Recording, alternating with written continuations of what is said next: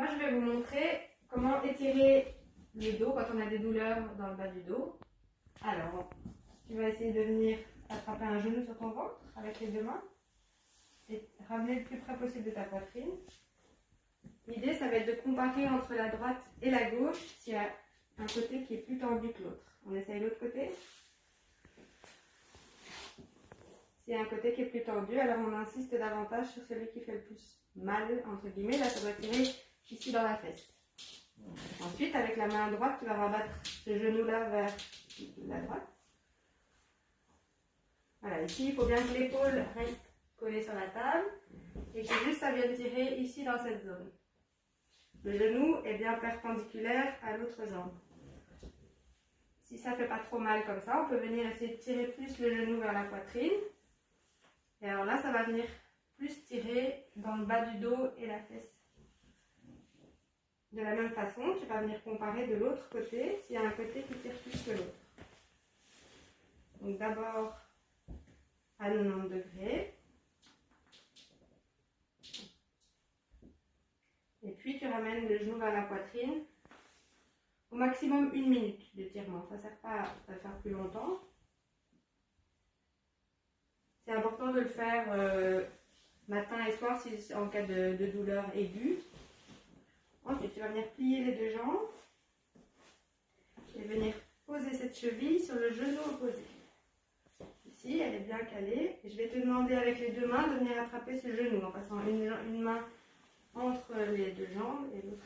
Voilà. Ici, ça doit tirer dans la hanche de la jambe qui est fléchie, de la hanche droite. Si jamais vous avez des difficultés à faire ce mouvement, vous pouvez venir caler ce pied-là contre un mur. Ici, on fait les exercices sur ma table de kiné, mais vous pouvez les faire dans votre lit ou sur un tapis de sol par terre. Voilà, en bloquant ici le pied, du coup, vous n'avez pas à gérer de ramener la main. Des fois, ça peut être difficile de ramener le genou comme ça. On échange de côté pour comparer.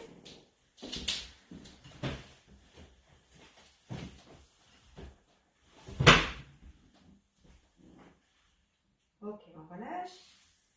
Je vais te donner, à la maison, vous pouvez prendre ici, donne un élastique. À la maison, vous pouvez prendre une corde, un essuie, quelque chose qui soit aussi rigide, ça n'a pas d'importance. Et on va venir placer le pied et allonger bien l'autre jambe là. On peut venir donc étirer la face postérieure de la cuisse. On peut venir jambe tendue ou alors venir fléchir ici en gardant aussi de la tension dans ce qui s'appelle les ischio-jambiers qui sont à l'arrière de la cuisse. Voilà, l'important de regarder, c'est que le genou soit bien dans le même axe que le pied. Pas qu'il y ait le pied qui parte d'un côté ou de l'autre côté, ça doit être bien aligné. On peut demander pour insister de tirer les orteils vers soi. On échange de côté pour comparer de nouveau.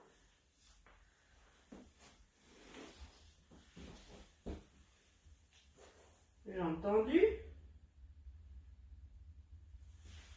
On les fait plus rapidement, mais vous pourrez rester donc jusqu'à 1 minute d'étirement.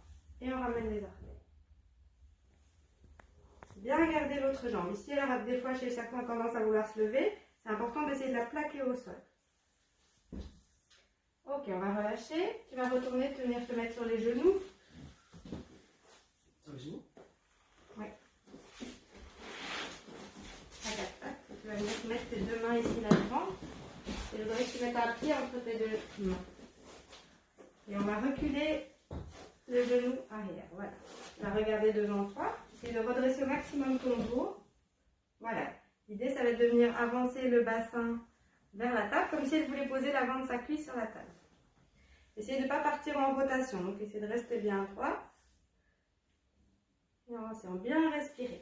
Si ça fait mal quand vous étirez, c'est important de bien souffler et de ne pas se crisper. Essayez de vraiment se relâcher au maximum. Voilà, et on échange de côté pour comparer. C'est important aussi dans cet étirement que le genou droit soit plus à droite que le pied gauche. Pas vouloir mettre le genou sur la même ligne que le pied. N'essayez de ne pas partir en rotation. Et on avance.